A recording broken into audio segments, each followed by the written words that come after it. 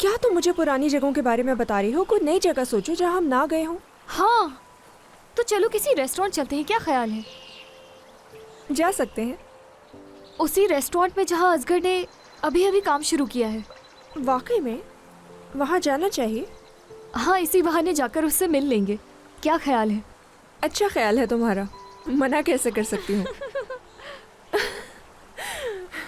Hello दोस्तों।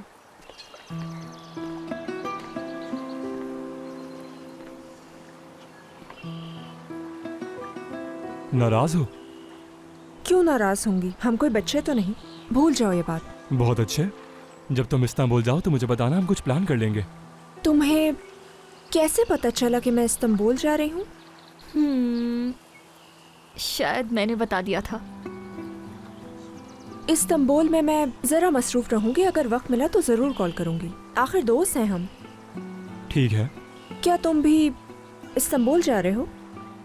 मैंने यहाँ की यूनिवर्सिटीज देखी थी लेकिन कुछ खास पसंद नहीं आई, इसलिए इस्तांबुल जा रहा हूँ मैं भी। मेरा और सारा का कुछ प्लान है, नहीं मालूम इस्तांबुल के लिए मैं कब निकलूंगी। मैं भी बस निकल ही रहा था, सोचा मिल लूँ तुमसे। खुदा हाफिज। खुदा हाफिज। खुदा हाफिज।